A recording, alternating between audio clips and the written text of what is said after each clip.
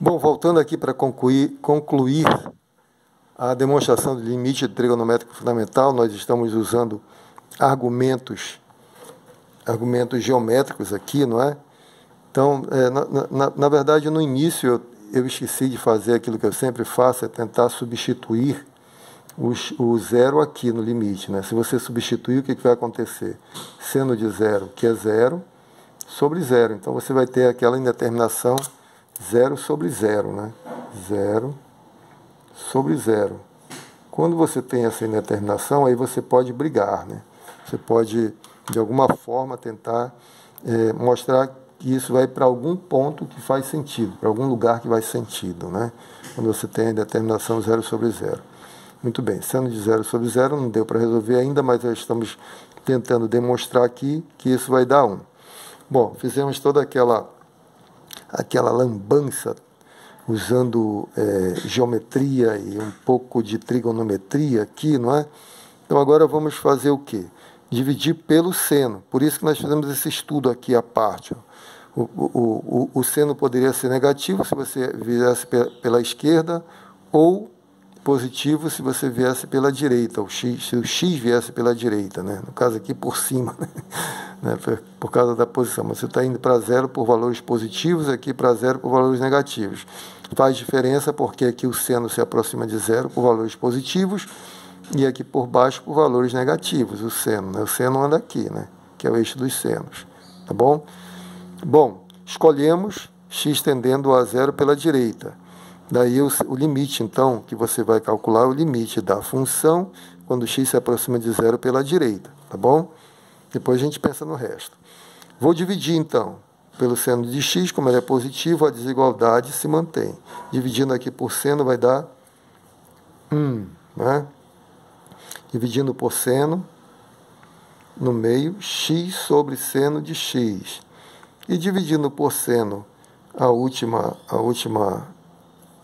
último termo, você cancela seno de x por seno de x, vai dar 1 sobre o cosseno, não é? Tá bom? Agora veja, na verdade eu queria seno de x sobre x, o que apareceu foi x sobre cosseno x. O que fazer? Eu vou agora inverter os números, né? Para que fique seno de x sobre x. Só que quando eu inverto, também tem um preço. 2 é maior que 1, mas quando eu inverto, 2 vai ficar meio, que é menor que 1. Então, a desigualdade vai mudar, né? Então, eu posso pensar assim, x sobre seno de x é maior que 1. Então, seno de x sobre x é menor que 1. Aí já escrevo isso lá. Vou escrever aqui. Escrever seno de x, continuando. Nossa continha aqui até que é legal, né? Seno de x sobre x é menor que 1. Invertendo os números aqui. Como esse é maior que 1, o inverso dele é menor. O inverso dele é menor. Agora, como esse é menor que 1 sobre cosseno, então ele vai ser maior que cosseno, porque eu vou inverter o cosseno também. Então vai ser maior, escrever para esse lado aqui, claro, né? Maior que o cosseno de x, tá bom? Então, mantivemos ali a desigualdade invertendo os números. Muito bem, obtivemos isso aí. E agora? Bom, agora eu já tenho a função, vou tomar o limite que eu quero em ambos os membros dessa desigualdade simultânea, né? Então, limite do cosseno de x, quando x tende a zero pela direita, menor que o limite de seno de x sobre x, quando x tende a zero pela direita, menor que o limite da função constante 1, quando x tende a zero pela direita. Olha só. Da constante ninguém tem dúvida, ela nunca muda. Então, você só pode se aproximar de qualquer ponto, por qualquer lugar, e vai dar sempre 1, né? Então, aqui vai dar 1, tá certo? Isso aqui vai para 1. O limite vai para 1. Esse limite, vou tentar substituir. Cosseno de zero, quanto é que é o cosseno de zero? Se você olhar aqui no ciclo trigonométrico, zero é aqui, a origem. Cosseno é medido nesse eixo, então é a medida daqui para a origem do sistema. Então, cosseno de zero é igual ao raio, que é 1, né? Então, cosseno de zero é 1. Então, aqui, cosseno de zero é 1, fez sentido, ok, está acabado, né? Se fizer sentido a conta, isso aqui vai para 1 também, esse limite é 1. Ora, se esse limite vai para 1 e esse outro limite vai para 1, Para onde vai o do meio? Só pode ir para 1 também, né? É uma função que está espremida entre duas outras que estão se aproximando de 1. Então, essa vai se aproximar de 1 também. Conclusão, é o teorema do confronto ou teorema do sanduíche, mais popularmente conhecido, né? Limite do seno de x sobre x, quando x tende a 0, pela direita é igual a 1. Ok, conseguimos provar, né? Conseguimos provar. Só que não, né? Porque nós provamos pela direita. Eu quero limite ordinário. Para mostrar que o limite ordinário é 1, eu tenho que provar que o limite pela esquerda também dá 1. Como é que eu faço? Ora, mas agora eu tenho esse resultado, eu vou usá-lo para calcular o outro. Agora o meu problema é calcular isso aqui. Limite do seno de x sobre x, quando x tende a 0 pela esquerda agora, não é? Bom, mas veja bem, o que eu vou mudar aqui? Eu costumo fazer essa pergunta, o que tem diferente daqui para cá? E o cara fala só o sinalzinho de mais e menos, né? Como é que a gente resolve isso? É só pegar a caneta e cortar aqui, né? Seria muito simples, né? Bom, mas você vê que você tem aqui uma variável que está se aproximando de 0 por valores positivos. E aqui eu tenho, o meu problema, eu tenho uma variável se aproximando de 0 por valores negativos. Para resolver esse problema, o que eu faço? Eu crio uma nova variável que vai ser o simétrico dessa. Por quê? Assim, faço assim, mudança de variáveis. U igual a menos x. Por quê? Quando x tende a 0 pela esquerda, o U vai tender a 0, deixa eu escrever tudo, né? Quando x tende a 0 pela esquerda, naturalmente o U vai tender a 0 pela direita, porque são valores simétricos, tá bom? Simétrico significa assim, ó. Você tem aqui o 0, aí você tem aqui o x está aqui pela esquerda. X e tem aqui o U, que é simétrico. Quando o x se deslocar aqui, ó, tender a 0 pela esquerda, o U vai se deslocando pela direita, porque eles são simétricos, né? Quando ele estiver aqui, o U está aqui, estiver aqui, o U está aqui. Então ele vai pela direita, tá certo?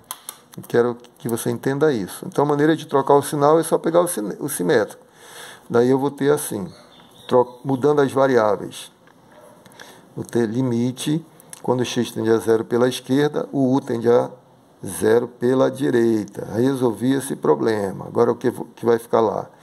Só que o x é igual a menos U, né? Se eu multiplicar por menos, vai ficar menos U aqui, x igual a menos U, né? Isso aqui implica que o x é igual a menos U. Um é o simétrico do outro.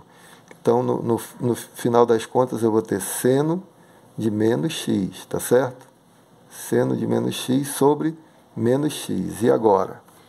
Sempre tem um preço, é aquilo que eu falo, né? Você conseguiu arrumar aqui, mas desarrumou na função. Agora tem jeito, né? Para tudo tem jeito. O que é o seno de menos x? Você pode se convencer com argumentos geométricos aqui, né? Se você olhar para cá, o x está aqui, o menos x está bem aqui, a extremidade de menos x. O seno de x está em cima. O seno de menos x vai estar embaixo. Ou seja, vai ser simétrico, né? Ou seja, seno de menos x é igual a menos seno de x. Tá certo? Você pode se convencer de outra maneira também, usando álgebra, dá para fazer conta. Só que eu não vou fazer aqui por causa do tempo, né? Mas eu acho que dá para a gente aceitar que o seno de x, ou melhor, o seno de menos x é igual a menos seno de x. Isso é uma função ímpar. O seno é uma função ímpar, se você preferir. O seno do simétrico do argumento é o simétrico do seno do argumento. Então você vai ter limite, x não, menos u. Perdão, aqui é menos u. Estou trocando x por menos u. X por menos u. Já desarrumei tudo aqui, né? Estou mudando de variáveis. Quando x tende a 0 pela esquerda, o u tende a 0 pela direita. O x é menos u. Então, troquei por menos u. X, troquei por menos u. Só isso. Aqui eu escrevi errado aqui. Limite, quando u tende a 0 pela direita, E aqui você vai ter o quê? Menos seno de U, né? Seno de menos U é igual a menos seno de U. E no denominador você tem menos U. Agora você tem menos por menos dá mais. Se você preferir, tira o menos 1 em evidência, fora do limite, menos 1 fora do limite, menos 1 por menos 1 dá 1. Ou aqui, menos 1 dividido por menos 1 vai dar 1. Né? Então isso aqui fica no final das contas, limite, quando U tende a zero pela direita, menos 1 dividido por menos 1 sai, né? Fica 1. Dá seno de U sobre U. E esse limite aqui eu conheço, né? Que é o limite que eu acabei de demonstrar com argumentos geométricos lá na outra folha. Então, limite do seno de U sobre U, quando U tende a zero pela esquerda, é igual a 1. Mas isso é o limite do seno de x, portanto, só para completar aqui. Limite do seno de x sobre x, quando x tende a zero pela esquerda, é igual a 1. Bom, você tem aqui limite da função, quando x tende a zero pela direita é 1. Limite da função, quando x tende a zero pela esquerda é 1. Os limites laterais existem e são iguais. Portanto, o limite ordinário existe. Logo, eu concluo aquilo que eu queria. Logo, limite do seno de x sobre x, quando x tende a zero, é igual a 1. E aí estamos com o nosso limite trigonométrico fundamental demonstrado, tá bom? Demonstramos aqui o limite trigonométrico fundamental. Muito bem. Agora nós vamos fazer exercícios, mas isso vai ser no próximo vídeo. Ok, espero que tenham entendido, que tenham gostado. Até o próximo vídeo. Um grande abraço, fiquem com Deus.